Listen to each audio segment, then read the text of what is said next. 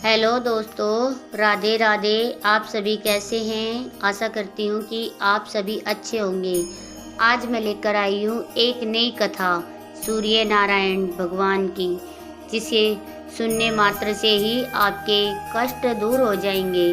आप सुनेंगे आदित्य हृदय स्रोत का हिंदी अनुवाद और सूर्य भगवान की आरती। जैसे सोमवार का दिन भोलेनाथ को समर्पित होता है, शनिवार का दिन शनिदेव को समर्पित होता है, वैसे ही रविवार का दिन सूर्यदेव को समर्पित माना गया है। ज्योतिष शास्त्र के अनुसार सूर्यदेव को 9 ग्रहों में से राजा माना गया है, इसलिए सूर्यदेव की पूजा के साथ साथ रविवार के दिन इस कथा को सभी को जरूर सुनना चाहिए। प्राचीन कथा के अनुसार एक बार एक नगर में एक वृद्ध रहता था। वह रविवार को नियम से घर आंगन को गोबर से लीप कर फिर भोजन तैयार करती और फिर सूर्यदेव को भोग लगाने के बाद ही खुद भोजन किया करती थी। ऐसा व्रत करने से उसका घर धन धान्य से भरा रहता था। हरि की कृपा से घर में किसी प्रकार का कोई भी दुख नहीं होता था। घर में सब कुछ आनंद मंगल था। इसी तरह कुछ दिन बीत जाने पर वह पड़ोसन की गाय का गोबर वह वृद्धा लाया करती थी। वह विचार करने लगी कि यह बूढ़ी माई हमेशा मेरी गाय का गोबर ले जाती है। यह सोचकर एक दिन उसने अपनी गाय को घर के अंदर बांध लिया। फिर तो वह हर दिन ही अपनी गाय को घर के भीतर बांधना शुरू करने लगी। इधर गोबर न मिलने पर बूढ़ी माई रविवार के दिन अपने घर को लीप नहीं पाई, इसलिए ना उन्हें भोजन बनाया, ना भगवान को भोग लगाया और ना ही खुद भोजन किया। इस तरह उन्होंने निराहार व्रत किया। सुबह से शाम तक रात हो गई और वह बूढ़ी माई भूखी ही सो गई। फिर रात में भगवान ने उन्हें सपन में दर्शन दिए और भोजन न बनाने और भोग न लगाने का कारण पूछा। तब बूढ़ी माई ने सूर्यदेव को बताया कि गोबर न मिलने के कारण आज वह भोजन नहीं बना सकी। तब भगवान भास्कर ने कहा कि माता, हम तुमको ऐसी गाय देंगे जिससे सभी इच्छाएं पूर्ण हो जाएंगी, क्योंकि तुम हमेशा रविवार को गोबर से लीप कर फिर भोजन बनाती हो, भोग लगाकर ही खुद भोजन करती हो। इसलिए मैं आपसे अत्यंत प्रसन्न होकर आपको वरदान देता हूँ। तब सपने में भगवान का यह वरदान पाकर जब बूढ़ी माई की आंख खुली तो देखा कि आंगन में तो एक बहुत सुंदर गाय और बछड़ा बंधा हुआ है। गाय और बछड़े को देखकर वह खुश हो गई और घर के बाहर बांधकर उन्हें खाने को चारा डाल दिया। इधर जब पड़ोसन ने बूढ़ी माई के घर के बाहर बहुत सुंदर गाय और बछड़े को देखा तो ईर्ष्या से प्रेरित होकर उसका हृदय जल उठा और जब उसने देखा कि गाय ने तो सोने का गोबर किया है तो वह गाय का सोने का गोबर उठा ले गई और अपनी गाय के साधारण गोबर को उनकी जगह रख दिया। वह रोजाना ऐसा ही करती रही और इधर सीधी सादी बूढ़ी माई को कानों कान इसकी खबर तक न रही। एक दिन सर्वव्यापी ईश्वर ने सोचा कि चालाक पड़ोसन की वजह से वृद्ध ठगी जा रही है। तब एक शाम उन्होंने अपनी माया से बड़े जोर की आंधी ला दी। आंधी के डर से वृद्धा ने अपनी गाय को घर के भीतर बांध दिया। जब गाय ने गोबर किया तो वह हैरान रह गई। फिर तो वह रोजाना अपनी गाय को घर के भीतर ही बांधने लगी। उधर पड़ोसन ने देखा कि गो घर के अंदर बंधने लगी है और वह सोने का गोबर उठाने में नाकामयाब हो पा रही है, तो कुछ उपाय न देखकर एक दिन पड़ोसन ने राजा के महल में जाकर सारी बात बता दी। पड़ोसन ने राजा से कहा, महाराज, मेरे पड़ोस में एक वृद्ध के पास ऐसी गाय है जो आप जैसे राजाओं के ही योग्य है और वह गाय रोजाना सोने का गोबर देती है। आप सोने से प्रजा का पालन कीजिए। वृद्धा भला उस सोने का क्या करेगी? राजा ने यह बात सुनी तो सुनकर अपने दूतों को वृद्ध के घर जाकर गाय लाने की आज्ञा दी। वृद्ध सुबह सुबह ईश्वर को भोग लगाकर भोजन ग्रहण करने ही जा रही थी कि तभी राजा के सेवक गाय खोलकर ले गए। यह देखकर वह बहुत रोई, चिल्लाई, लेकिन कर्मचारियों ने एक न सुनी। उस दिन फिर वृद्ध गाय के वियोग में भोजन न कर पाई और रात भर रो रो कर भगवान से गाय को पुनः पाने की प्रार्थना करती रही। वहीं दूसरी ओर राजा गाय को देखकर बहुत प्रसन्न हुआ और सुबह जैसे ही वह उठा तो सारा महल गोबर से भरा दिखाई दिया। राजा यह देखकर घबरा गया। भगवान ने रात में राजा को स्वप्न में कहा, हे राजन, गाय वृद्ध को लौटा देना, मैं लौटा देने में ही तुम्हारी भलाई है। रविवार के व्रत से प्रसन्न होकर मैंने उस वृद्ध को यह गाय दी है। सुबह होते ही राजा ने वृद्ध को बुलाकर बहुत सारा धन देकर सम्मान सहित गाय और बछड़ा उसे वापस कर दिया। इसके साथ ही पड़ोसन को बुलाकर उसे उचित दंड भी दिया। ऐसा करने से राजा के महल की गंदगी दूर हो गई और उस दिन राजा ने नगर वासियों को आदेश दिया कि अपनी समस्त कामनाओं की पूर्ति के लिए वे सभी रविवार का व्रत रखा करें। और जब प्रजा ने रविवार व्रत का पालन करके कथा का श्रवण किया तो उन सभी के घर में सुख, समृद्धि, धन के भंडार भर गए। ऐसी है रविवार व्रत की महिमा। बोलिए सूर्य नारायण भगवान की जय।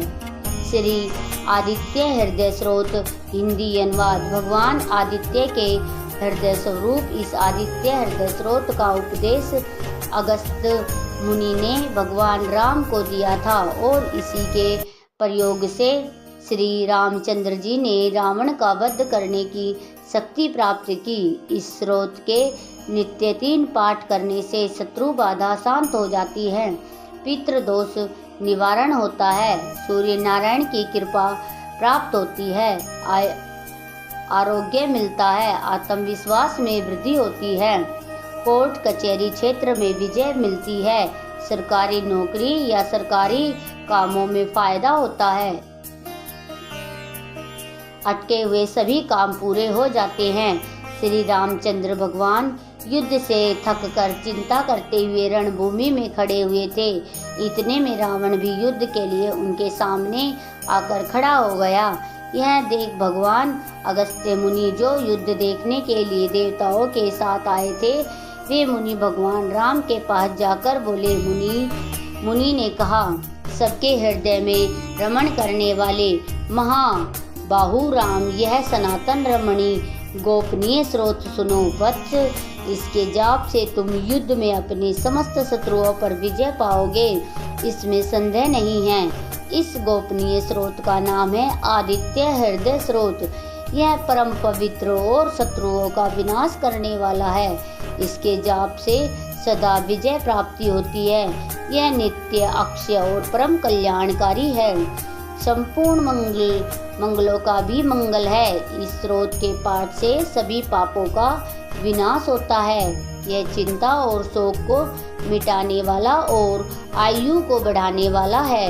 भगवान सूर्य अपनी अनंत किरणों से सुशोभित है।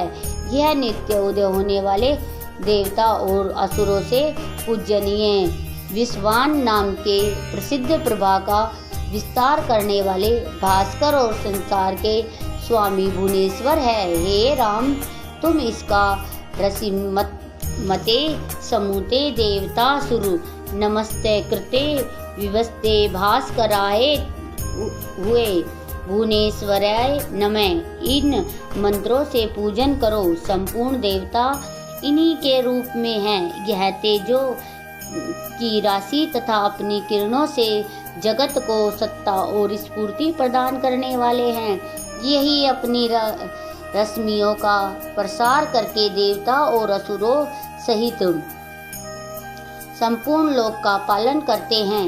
यही ब्रह्मा विष्णु स्कंद प्रजाति इंद्र कुबेर काल यम चंद्रमा वरुण पितर वसु साध्य अश्वनी कुमार मरुत गण मनु वायु अग्नि प्रजा प्राण ऋतुओं को प्रकट करने वाले तथा प्रभा से तेजस्मय पुंज है।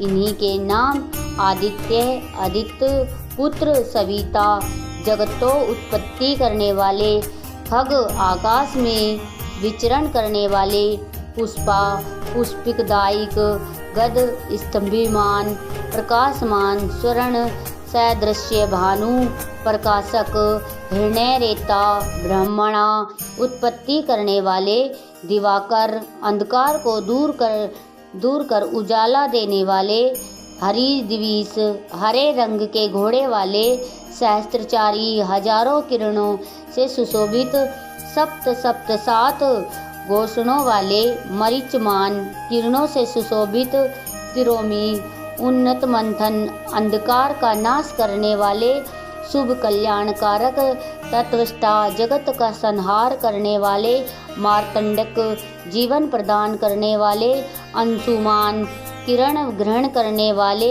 हृदय गर्भ, ब्रह्मा जी, शिशिर सुख देने वाले, तमन, उष्णता पैदा करने वाले, अहकार, दिनकर, रवि, प्रार्थना योग्य, अग्नि गर्भ, अग्नि को गर्भ में धारण करने वाले, आदित्य, पुष्प, शंख व्याप्त, शिशिर, नाश, कीर्ति का नाश करने वाले, वामनाथ, आकाश के देवता, तमोभेदी, अंधकार को नष्ट करने वाले, घन वृष्टि, घनी वृष्टि के कारण अपामित्र जल को उत्पन्न करने वाले,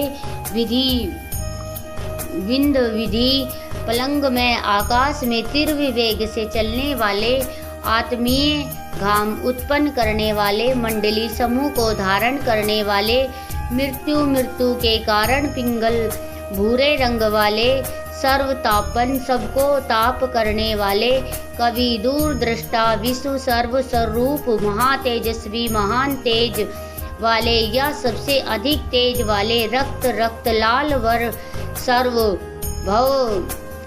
भवभद, सबकी उत्पत्ति के कारक, नक्षत्र आदि के स्वामी, विश्वभावन, जगत की रक्षा करने वाले, द्वादशात्मा, 12 स्वरूपों से युक्त यह महातेजस्वी नामों से सूर्य देव प्रसिद्ध है। आपको नमस्कार है। पूर्व गिरि यानी उदयाचल और पश्चिम गिरि यानी अस्त्याचल के रूप में आपको नमस्कार है। ग्रहों और तारों के स्वामी तथा दिन के अधिपति आपको नमस्कार है। आप जय स्वरूप तथा विजय और कल्याण के दाता हैं। आपके रथ में हरे रंग के घोड़े रहते हैं। आपको बारंबार मेरा नमस्कार है। सहस्त्रों किरणों से सुशोभित भगवान सूर्य आपको नमस्कार है। आप आदित्य पुत्र आदित्य को नमस्कार है। उग्रवीर और सारंग सूर्य देव आपको नमस्कार है। कमलों को अपना तेज देकर विकृत करने वाले मार्तंडे आपको नमस्कार है।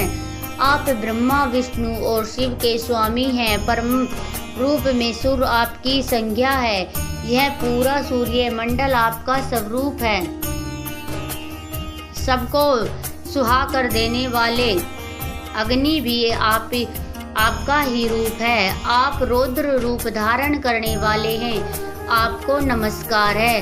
अज्ञान और अंधकार के आप नाशक हो। जड़ता और शीतलता के कारक हो। शत्रु का विनाश करने वाले आप हो। आपका स्वरूप अप्रेम है। आप कृतजनों का नाश करने वाले आप देव स्वरूप जो आपको नमस्कार है। आप तपाए हुए सोने की तरह हो। आप हरि और विश्वकर्मा हो। तम के नाशक प्रकाश स्वरूप जगत के साक्षी हो। आपको नमस्कार है। सूर्य ही संपूर्ण भूतों का संहार करने वाले पालन करने वाले सूर्य ही अपनी गर्मी से अपनी किरणों द्वारा वर्षा करते हैं। यह भगवान सबके सो जाने के बाद भी जागते रहते हैं। यही अग्निहोत्र तथा अग्निहोत्री को मिलाने वाले देवता हैं। देवता यज्ञ और यज्ञों के फल प्रदान करने वाले भी यही हैं। संपूर्ण जगत में होने वाली क्रियाओं के फल देने वाले यही हैं। राघव विपत्ति में, संकट में, दुर्गम में तथा किसी भी प्रकार के भय के अवसर पर जो कोई भी मनुष्य इस सूर्य देव के स्रोत का कीर्तन करता है उसे दुख नहीं भोगना पड़ता। इसलिए हे राम, तुम एकाग्रचित होकर इन देवाधिदेव जगदीश्वर की पूजा करो। इस आदित्य हृदय का 3 बार पाठ करने से तुम युद्ध में निश्चित ही विजय प्राप्त करोगे। महाबाहु राम, तुम इसी क्षण रावण का वध कर सकोगे। ऐसा कहकर अगस्त्य मुनि वहां से चले गए।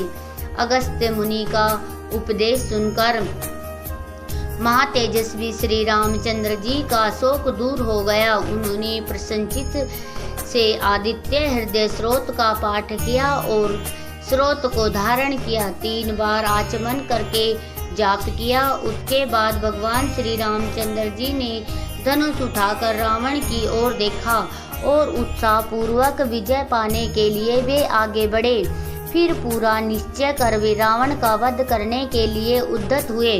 उस समय देवताओं के मध्य में खड़े हुए भगवान सूर्य ने प्रसन्न होकर श्री रामचंद्र जी की ओर देखा और निशाचर राज रावण के विनाश का समय नजदीक जानकर हर्ष पूर्वक कहा, रघुनंदन अब जल्दी करो। यह था श्री आदित्य हृदय स्रोत का हिंदी अनुवाद। ओम जय सूर्याय नमः। जय हो दिनकर भगवान जगत के नेत्र स्वरूपा, तुम हो त्रिगुण स्वरूपा, धरत सब ही तब ध्यान। ओम जय सूर्याय। सूर्य भगवान सारथी अरुण है प्रभु, तुम श्वेत कमल धारी, तुम 4 चतुर्भुज धारी। अश्व है 7 तुम्हारे कोटि किरण पसारे, तुम हो देव महान। ओम जय सूर्याय। ऊषा काल में जब तुम उदयाचल आते, सब तब दर्शन पाते, फैलाते उजियारा। जगाता तब जग सारा करे, सब तब गुण गावे। ओम जय सूर्य भगवान। संत संध्या में भुवनेश्वर, अस्ताचल जाते गोधन तब घर आते। गोधुली बेला में हर घर आंगन में हो तब महिमा गान। ओम जय सूर्य देवाय। देव धनुज नर नारी, ऋषि मुनिवर भजते, आदित्य हृदय जपते, स्रोत ये मंगलकारी। इसकी है रचना न्यारी, दे नव जीवन दान। ओम जय सूर्य भगवान। तुम हो त्रिकाल रचयिता, तुम जग के आधार। महिमा तब अपरंपार, प्राणों का संचित करके भक्तों को अपने देते बल बुद्धि और ज्ञान। ओम जय सूर्य भगवान। भूचर जलचर खेचर सबको, सबके हो प्राण तुम ही, सब जीवों के प्राण तुम ही हो। वेद पुराण बखान, धर्म सभी तुम्हें माने, तुम ही सर्वशक्तिमान। ओम जय सूर्य भगवान।